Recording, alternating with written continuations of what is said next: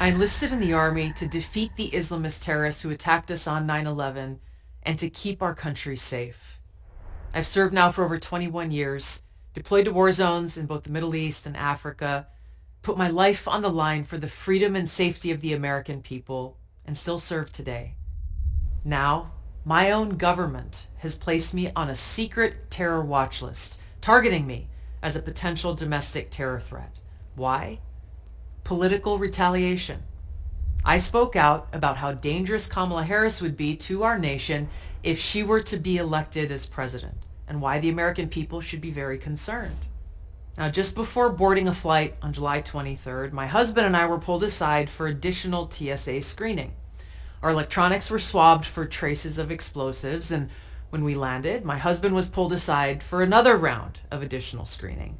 On the next several flights that we took, our boarding passes were marked with the Quad S, and we were subjected to in-depth searches by the TSA every single time, each time taking 30 to 45 minutes, every inch of our body patted down, every item in our carry-on searched and swabbed for explosive residue, and sometimes going through this all over again at the gate before being allowed to board the plane. Every time this happened, we were told by the TSA agent there, this is just a random selection. Now, that might have been believable if it had happened just once or twice, but 5, 6, 7, 8 times in a row?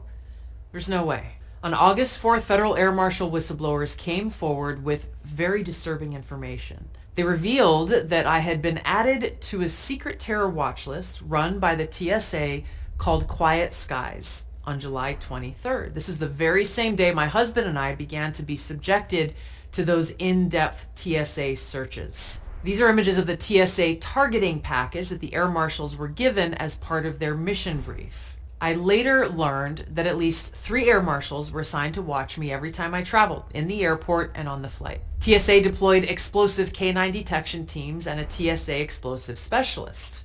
Now, this is extreme by any measure. What were they looking for? What kind of threat did they think I posed? What were they afraid that I was going to do? None of this made sense until I put all the pieces together. On July 21st, President Biden announced he was dropping out of the presidential race and endorsing Kamala Harris to be the Democratic nominee. On July 22nd, I did an interview with Fox News' Laura Ingraham about how dangerous a potential Kamala Harris presidency would be for our country. Here's what I said. Foreign policy decisions are being made by unelected people in the military-industrial complex who are profiting from us being in a constant state of war, and the national security state that has more power to undermine our freedoms and liberties when we are in a state of war. Kamala Harris does not have the strength to stand up to the military-industrial complex. The very next day, on July 23rd, the TSA placed me on the Quiet Skies domestic terror watch list in what I can only describe as the ultimate betrayal. After putting my life on the line to defend the safety and security of the American people, the Harris-Biden regime has now labeled me a domestic terror threat. Why? They see me as a threat to their power. The Harris-Biden administration and Democrat elite have spent years weaponizing our law enforcement, our national security state, even enlisting the help of their friends in big tech and the mainstream propaganda media to retaliate against those who dare to criticize their actions and their policies, those they deem a threat to their power, because that's all they care about, power.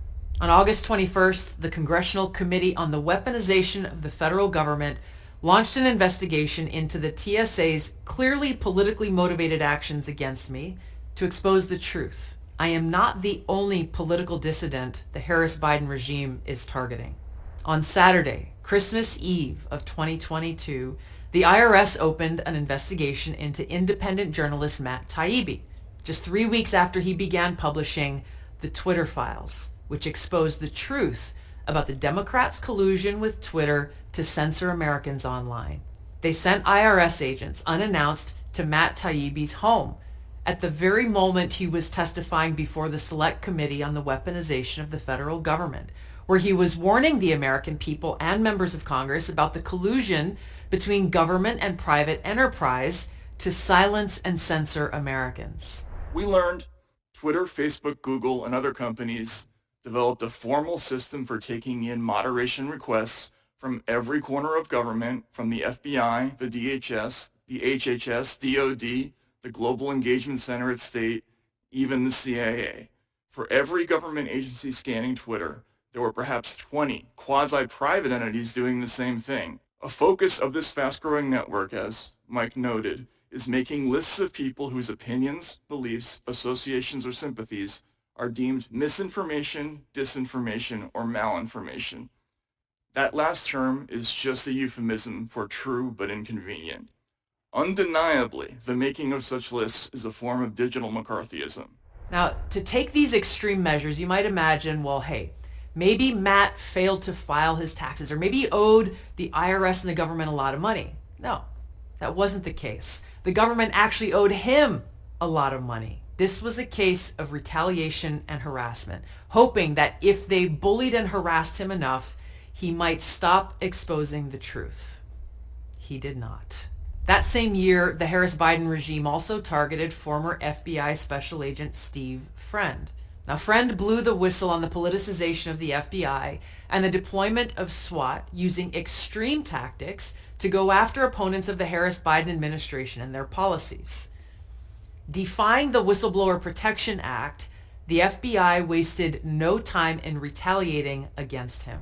The FBI weaponized the security clearance processes to facilitate my removal from active duty within 1 month of my disclosures. In addition to an indefinite unpaid suspension, the FBI initiated a campaign of humiliation and intimidation to punish and pressure me to resign. In violation of HIPAA, individuals at the FBI leaked my private medical information to a reporter at the New York Times. I pray that all members consider the information I and my fellow whistleblowers present. You may think I'm a political partisan. You may think I am a grifter. You may think I'm a conspiracy theorist. It does not matter. Simply put, this committee should avoid the temptation to impugn the character and the motivations of the messengers seated before you. Now, Terry Turchi, the FBI's first head of counterterrorism and a retired agent with over 30 years of frontline service in the FBI, stood up for Steve Friend's character and integrity, along with over 30 other FBI agents. Turchi said, quote, "The FBI has been collapsed into nothing more than a police agency for the Democratic Party. Many of us feel that over the decades, we've seen the complete compromise of the Bureau." Now, sometimes the Harris-Biden administration uses their friends in the mainstream media to do their dirty work for them. Emmy Award-winning reporter Catherine Herridge, known for her in-depth reporting on the contents of Hunter Biden's laptop, faced multiple roadblocks by her higher-ups in her reporting at CBS. Yet she persevered. She stuck with the story. And shortly after being fired in what CBS called part of a major downsizing, CBS confiscated all of her notes, files, and reporting records in an unprecedented act that Catherine called journalistic rape. When the network of Walter Cronkite seizes your reporting files, including confidential source information, that is an attack on investigative journalism. When my records were seized, I felt it was a journalistic rape. Nothing short of political retaliation that, according to Catherine, her sources were deeply afraid of. Quote, "Multiple sources said they were concerned that by working with me to expose government corruption and misconduct, they would be identified and exposed." But it isn't just journalists that the regime has targeted. Permanent Washington has demonstrated the true extent of its unchecked abuse of power when it tried to remove a duly elected president, Donald Trump, in his first term. In 2017, President Trump questioned the credibility of the FBI as they investigated him based on accusations of Russian collusion that the FBI already knew were false. Senator Chuck Schumer issued a chilling warning about what happens when someone dares to challenge the intelligence community. You take on the intelligence community, they have 6 ways from Sunday at getting back at you. So even for a practical, supposedly hard-nosed businessman, he's being really dumb to do this. What do you think the intelligence community would do if they were motivated? I don't know, but from what I am told, they are very upset with how he has treated them and talked about them. 7 years later, and their abuse of power continues. This presidential cycle, the Harris-Biden regime weaponized the Secret Service against their political opponents, denying protection to Bobby Kennedy Jr., for example, for months, in spite of the fact that he presented evidence of serious threats on his life and multiple break-ins at his home. What to speak of the tragic history of both his father and his uncle being assassinated. I'm the first candidate in history that has requested Secret Service protection since my dad's death, which is when they gave it to everybody. They have to give it to you 120 days out. They've given it to 44 candidates, basically everybody. 200 days, 300 days. I think Obama got it 541 days out. Jesse Jackson, people with a tiny fraction of my polling. I'm the first one that they've ever denied it to. And did they ever give you a reason? No. They put his life at risk because he had the audacity to challenge the Harris-Biden presidency. Just think about that. They even denied President Trump's multiple requests for increased security. And what happened as a result? A nearly successful assassination attempt on Donald Trump's life. Take a look at what happened. Days after President Trump survived this assassination attempt, still, FBI Director Christopher Wray did his best to try to undermine the surging support for Trump by intentionally sowing baseless seeds of doubt in voters' minds. As I said, I think with respect to former President Trump, there's some question about whether or not it's a bullet or shrapnel that hit his ear.